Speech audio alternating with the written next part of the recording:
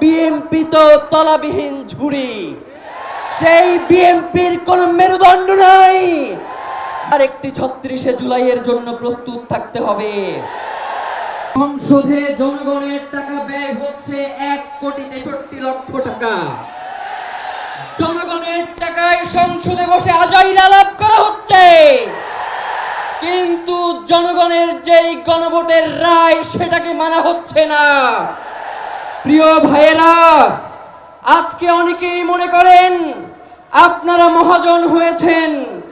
এই দেশে বহুত মহাজন আপনাদের আগেও ছিল, কেউ টিকতে পারে নাই।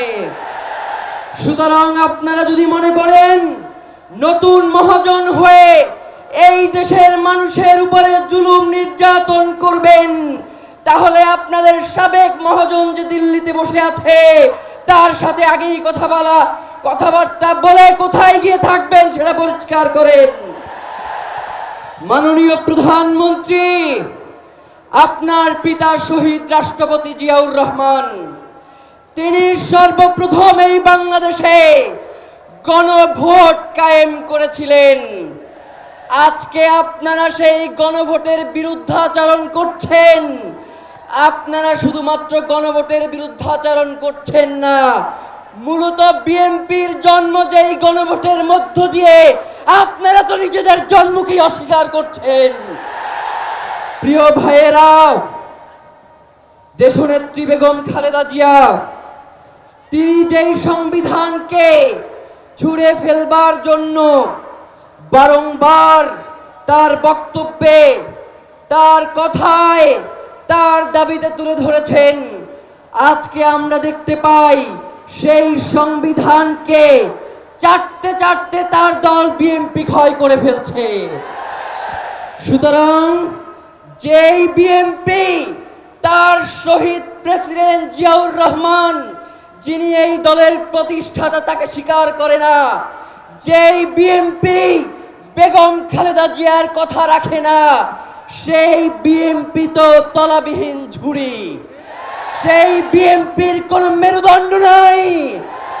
যদি সেই বিএনপি বাংলাদেশে অরাজক পরিস্থিতি তৈরি করতে চায়, তাহলে আপনাদেরকেও আমরা বলে দেই, আমরা নতুন করে এমন রাজনীতি শুরু করব, যেই রাজনীতি হবে আপনাদের দলের প্রধান জিয়াউর রহমান এবং বেগম খালেদা জিয়ার রাজনীতি। প্রিয় ভাইয়েরা, আমরা পর্দার আড়ালের কোনো শাসন দেখতে চাই না। আমরা জনগণ যাদেরকে ক্ষমতায় বসিয়েছি, প্রধানমন্ত্রী বানিয়েছি, আমরা তাদের সাথে সরাসরি কথা বলতে চাই। আমরা জানতে চাই এই প্রধানমন্ত্রী, তিনি কি প্রক্সি প্রধানমন্ত্রী হবেন নাকি জনগণের প্রধানমন্ত্রী হবেন? তিনি কি জনগণের কথা বলবেন নাকি তাকে সেট করে দেয়া হয় যেই কথাগুলো, সেই কথাগুলোই তিনি বারংবার বলবেন?